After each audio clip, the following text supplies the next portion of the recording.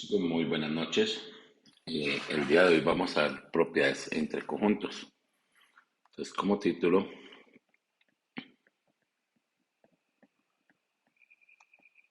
entre conjuntos. Bien, ya teniendo en cuenta que nosotros ya hemos trabajado varias demostraciones a partir de los conocimientos previos de la lógica. Entonces, vamos a empezar a hacer, o más bien a utilizar todo lo que conocemos de lógica proposicional para utilizar o empezar a realizar demostraciones con relación a los conjuntos. Lo primero que vamos a ver sería la propiedad de contenencia.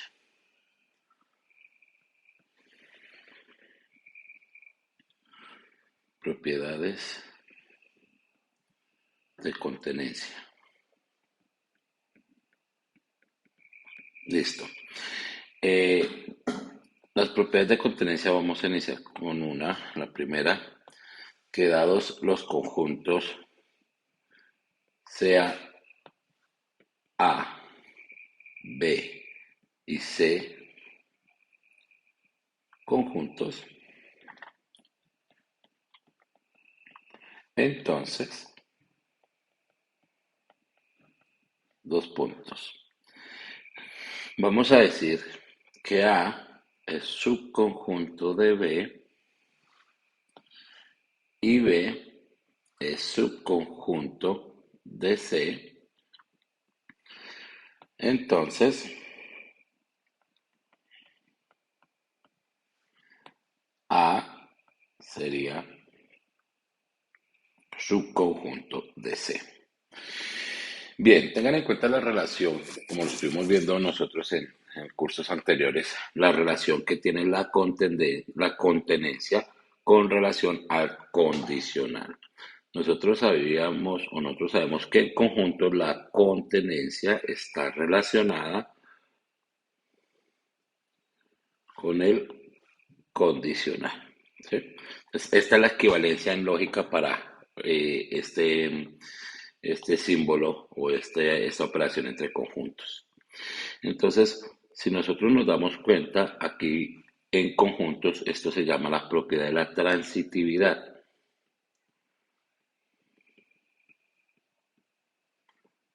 De la transitividad.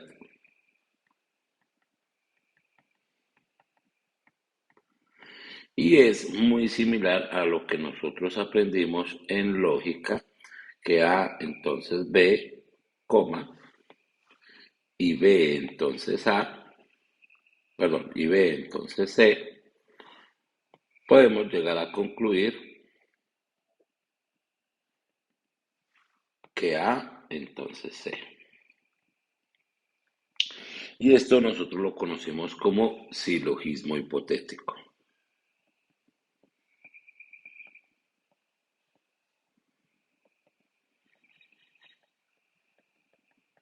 Quiere decir que esta relación o esta transitividad está muy relacionada con la parte del silogismo hipotético. ¿Sí?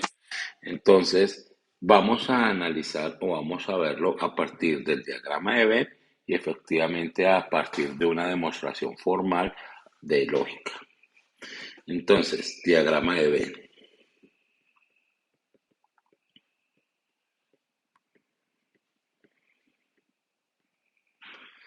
Recuerda que el diagrama de Venn, entonces, para este caso,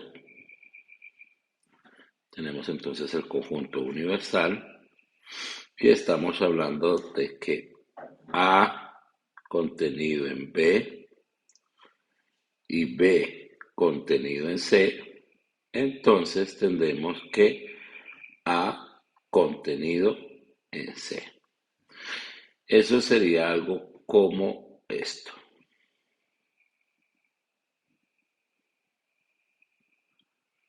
B y C. Listo. Entonces, sería algo como A, B y C. Este sería el diagrama que expresa la situación A contenido en B, B contenido en C, y la conclusión sería A contenido en C. Tengan en cuenta que en este caso, igual lo conocemos en matemáticas, esto es conocido en matemáticas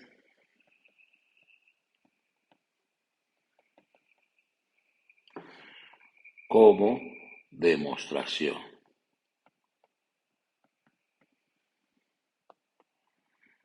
¿Qué significa eso? Que vamos a demostrar que realmente eso se cumple. ¿A partir de qué? A partir de la lógica proposicional. ¿Sí? Entonces, ya sabemos que la contenencia está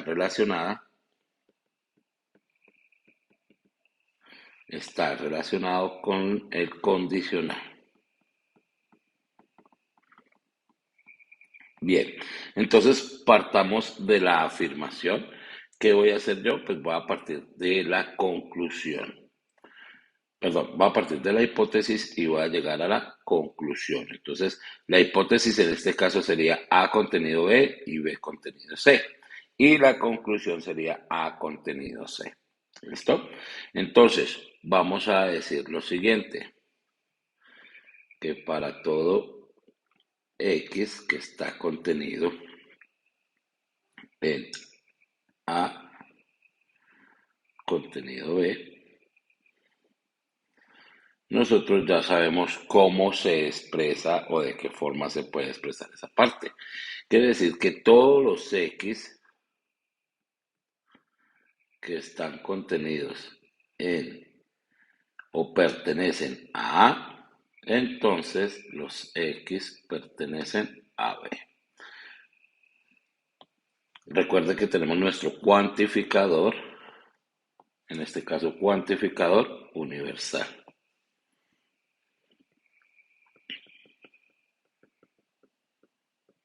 Cuantificador universal. Entonces, lo que quiere decir que todos los X cumplen que X está en A, entonces X estaría en B. Recuerden que la contenencia es que el conjunto A se encuentra contenido en B, ¿cierto? Como A se encuentra contenido en B, entonces hacemos o es relacionado con todos los X que pertenecen a A, entonces los X pertenecen también a B. Y tenemos la otra hipótesis que para todos los X, tal que X pertenece a B, entonces los X pertenecen a C. ¿Sí? Entonces, como nosotros ya tenemos esto, nosotros sabemos que se puede decir que todos los X, tal que X pertenece a A, entonces el X también pertenece a C. Y como lo habíamos visto nosotros anteriormente, esto es por silogismo hipotético.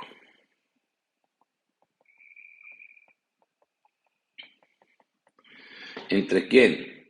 Entre los dos anteriores.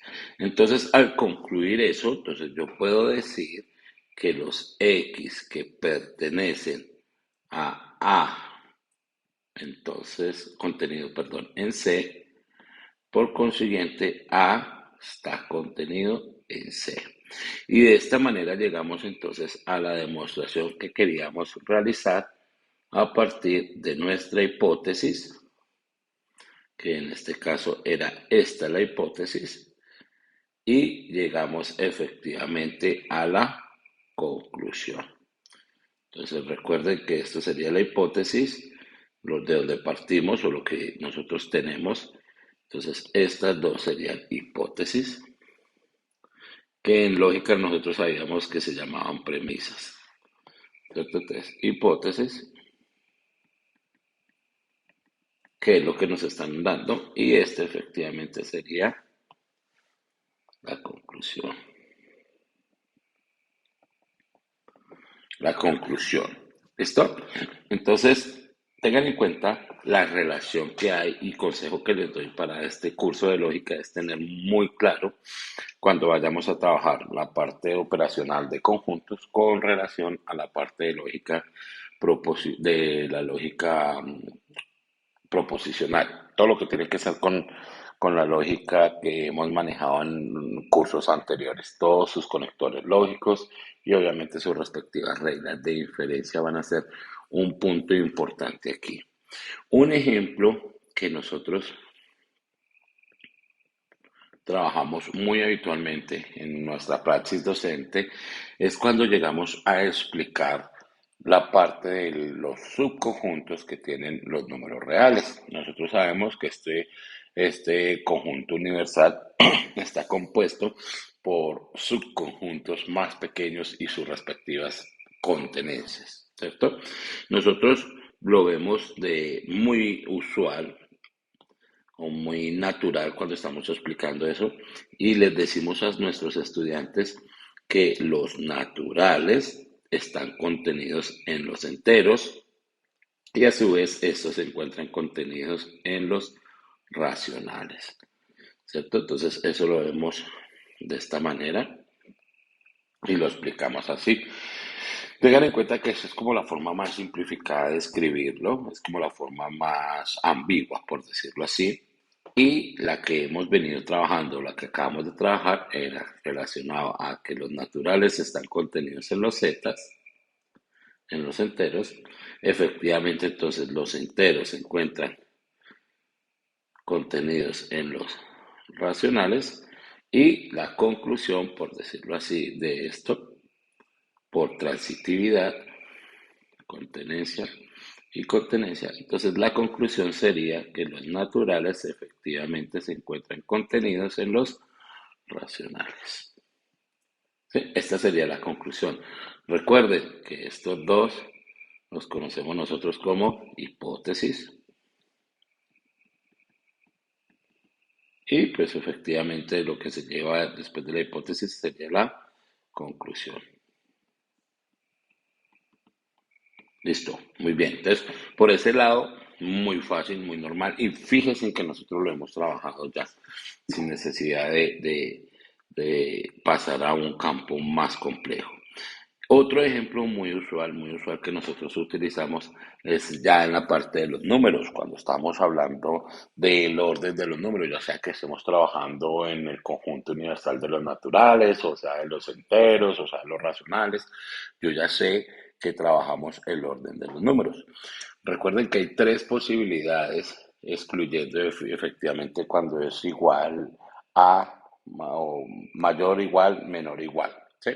Entonces hay tres posibilidades, valga la redundancia, de expresar ese orden. Recuerden que tenemos que los X cuando son menores o igual que Y, ¿sí? Y que estos a su vez sean menores o igual que Z, ¿cierto? Entonces, nosotros ya conocemos esto, que de forma un poco más larga, la hemos trabajado en que si X es mayor o igual que y es menor, perdón, X es menor o igual que y es menor o igual que X, perdón, que Z, entonces la conclusión sería que X va a ser efectivamente menor que Z. Y esto nosotros lo demostramos en una recta numérica. Efectivamente, los números que están a la derecha pues van a ser mayor con relación al que se encuentra a la izquierda o viceversa, el que se encuentra a la izquierda va a ser menor que el que se encuentra a la derecha, a no ser que estos números ocupen el mismo lugar, pues efectivamente ya hablamos de una igualdad. Entonces, fíjense cómo nosotros trabajamos esto de forma contextualizada, de forma muy usual, muy familiar para nosotros. Esto entonces es algo que no es desconocido. Entonces, esto se conoce como demostraciones, obviamente, en matemáticas y que nosotros las hacemos de diferentes formas. Más adelante, cuando vean la geometría euclidia, pues van a ver las diferentes demostraciones que se van a hacer para demostrar todos los postulados, premisas, todos los axiomas y demás que encontramos en esta parte. Una segunda, una segunda, un segundo, una segunda propiedad también que nos podemos encontrar. Entonces, otra propiedad sería también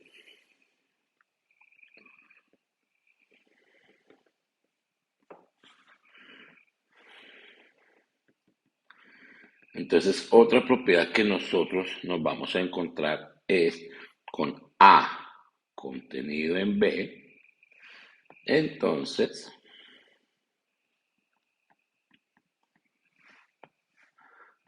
A complemento está contenido en B complemento. Bien, esto es muy usual, ya conocemos nosotros qué es este símbolo que tenemos acá al lado de la representación o el nombre del conjunto.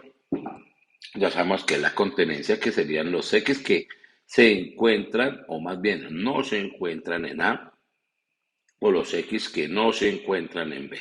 Todos aquellos que se encuentran por fuera de A o todos aquellos que se encuentran fuera de B. Entonces, esto es muy usual verlo también y lo vamos a trabajar mucho. Tengan en cuenta que para nosotros poder primero abordar esta demostración debemos tener claro que tener claro dos puntos. Recordemos que yo tenía P, entonces Q, ¿sí? Y había algo que nosotros vimos en curso de lógica hace ratico ya. Teníamos que no Q, entonces no P. Esto lo conocíamos o tenía un nombre y era, ¿alguien recuerda?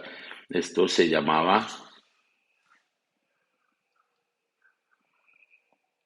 contrarrecíproca. La contrarrecíproca del condicional. Recuerden que para sacar la contrarrecíproca de un condicional se debe negar tanto el antecedente como el consecuente, pero el consecuente pasaría a ser antecedente. Es decir, no Q, entonces no P. Esa sería la contrarrecíproca. ¿Por qué hablamos de esta contrarrecíproca? Porque ella me va a servir a la hora de generar dicha demostración o a la hora de demostrar esto. Es decir, que si yo tengo la contrarrecíproca, pues yo también puedo hacer la contrarrecíproca a la hora de trabajar en estas operaciones de conjuntos. O sea, que yo tengo que A, entonces, A complemento, perdón, no está contenido en B complemento, entonces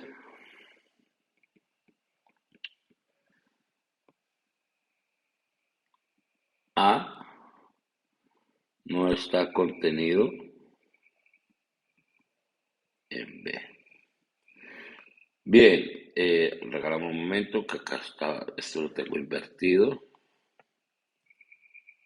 Listo, entonces esto también estaría invertido. Es B complemento, subconjunto de A complemento. Ya ahora sí. Quiere decir que acá sería B complemento no está contenido en A complemento. Ahora sí cuadra un poco mejor el ejemplo.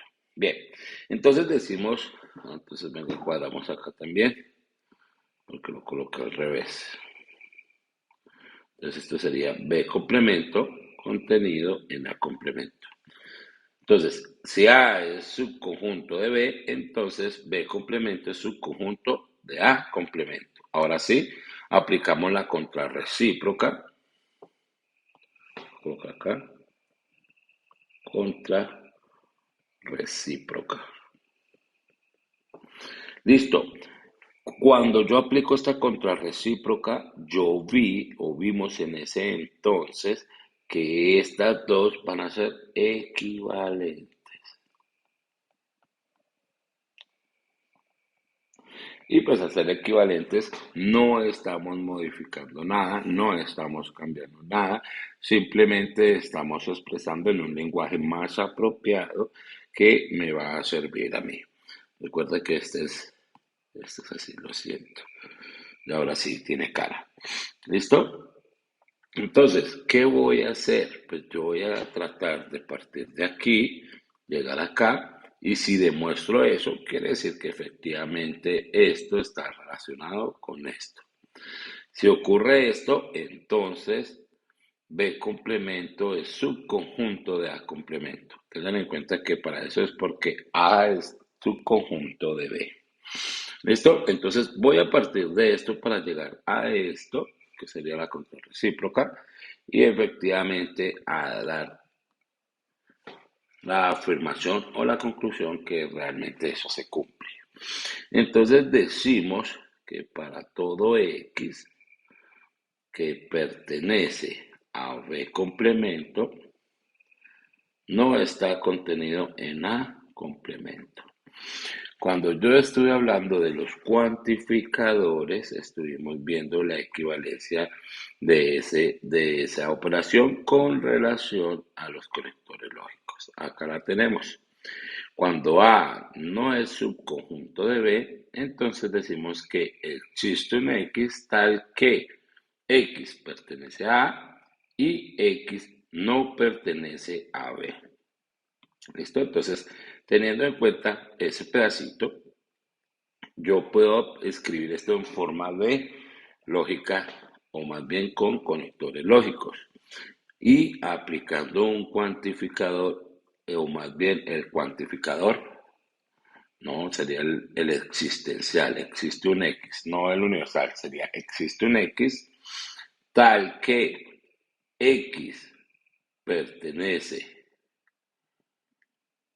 a B contenido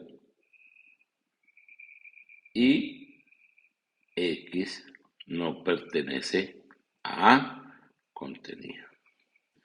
¿De dónde sacó eso? Pues de la tablita que expliqué en clases anteriores, que si yo tengo A no está contenido en B, es igual a tener que existe un X que pertenece a A y X no pertenece a B. ¿Listo? Teniendo esto ya podemos empezar a aplicar lo siguiente. Ahora, yo con esto estoy hablando en forma de teoría de conjuntos, de lenguaje en conjuntos. Esto es una negación. Y si yo quiero pasar esta negación acá, yo lo puedo hacer al igual que este. Entonces, se transcribiría de la siguiente manera. Existe un X tal que X no pertenece a B y X pertenece a A. ¿Por qué quedaría pertenece? Porque obtendríamos una doble negación en este caso. ¿Sí? Entonces, con esto y esto sería una doble negación, entonces quedaría una afirmación. Bien, aplicamos una propiedad que ya ustedes la han trabajado. Existe un X, tal que X que pertenece a A y X que no pertenece a B. Y aplicamos las propiedades que ya habíamos visto de la no contenencia, ¿cierto? Mire que efectivamente tenemos acá la negación que un X no pertenece a B, pero ese X sí pertenece a A. Es decir, que yo lo puedo escribir de la siguiente manera. X que pertenece a quién? A A, que no está contenido en B. Esa sería. O sea que yo ya lo puedo escribir de la manera que A no está contenido en B. ¿Sí ven? Quiere decir que llegamos al caso, a este de acá, llegaríamos entonces a esto que era lo que queríamos, a lo que queríamos llegar.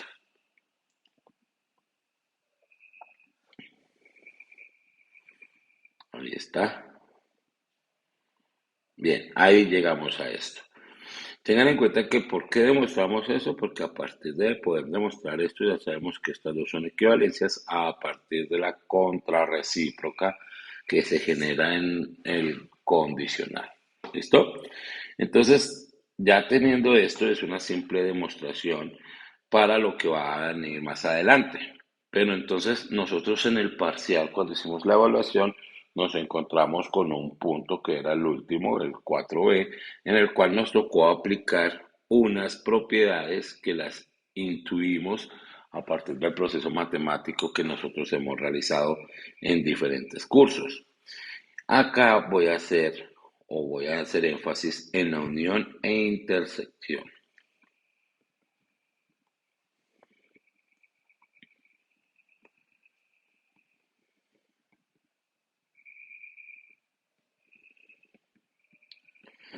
Entonces, unión e intersección.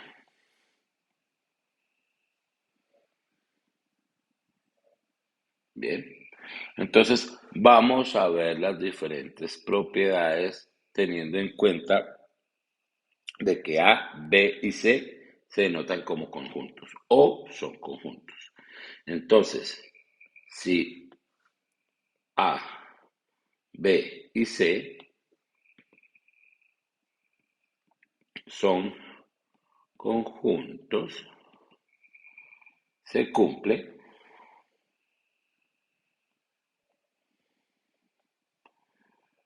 las siguientes leyes.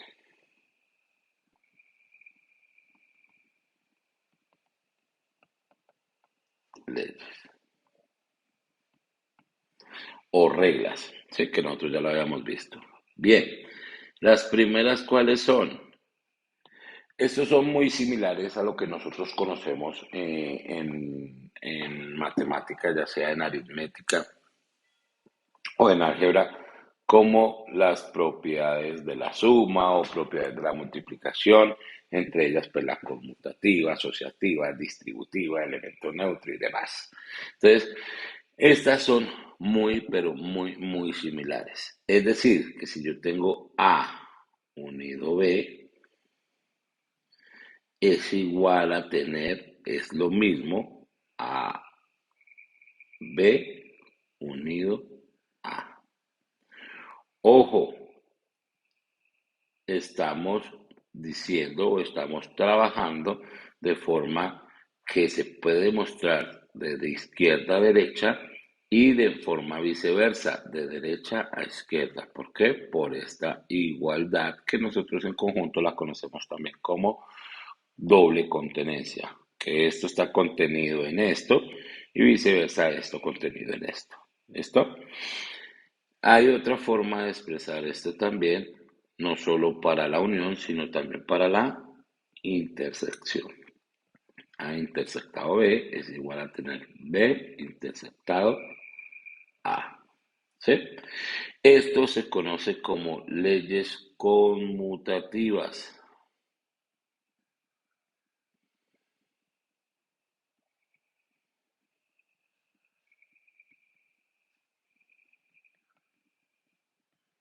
Leyes conmutativas. Ustedes lo han trabajado muchas veces en propiedades de la suma o propiedades de la resta, de la multiplicación, perdón. Otra ley que han trabajado mucho también es la propiedad asociativa, que en conjunto sería algo como si A unido a B unido C, esto es igual a tener A unido B unido C. Y lo mismo se aplica para la intersección, o sea, A intersectado entre B intersectado C. Entonces esto sería igual a tener A intersectado B intersectado C. ¿Sí? Esto se conoce como ley o leyes asociativas.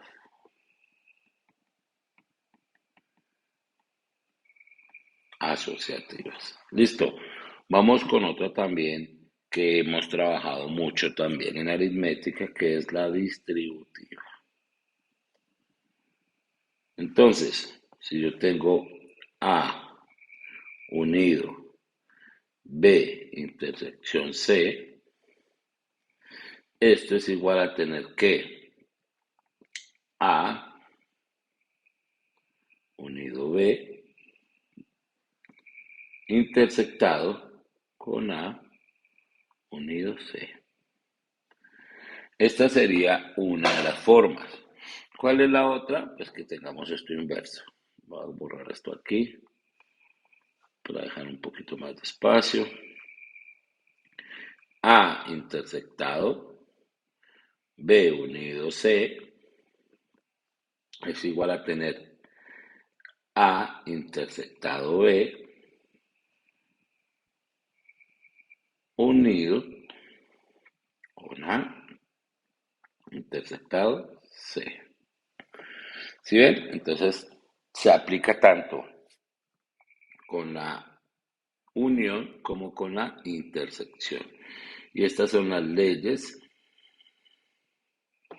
distributivas.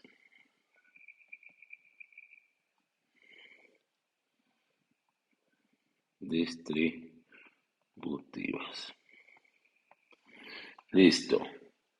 Ahora, unas que van a ser muy conocidas o muy similares, o más bien las que ya utilizamos en el parcial, son estas cuatro. Unas son leyes de indepotencia. Bueno, pero ya la escribo porque no recuerdo bien si es así. Una dice que si A unido B, perdón, A unido A, esto va a ser igual a A. Y A intersectado A, pues igualmente va a ser A. Estas son las leyes de y de potencia. A ver, y de potencia, sí creo que está bien escrito ya. Y la otra es una que utilicé, bueno, acá no era, que era, bueno, voy a echar casa porque creo que fue con esa que nosotros trabajamos. Cuando tenía A unido a vacío, entonces esto va a ser igual a A. Y la otra A intersectado vacío, pues esto va a ser igual a vacío. Teniendo en cuenta que vacío no tiene elementos, y eso lo vimos. Y esta sería la ley de la identidad. Leyes de la identidad. Coloquémoslo por acá así. Leyes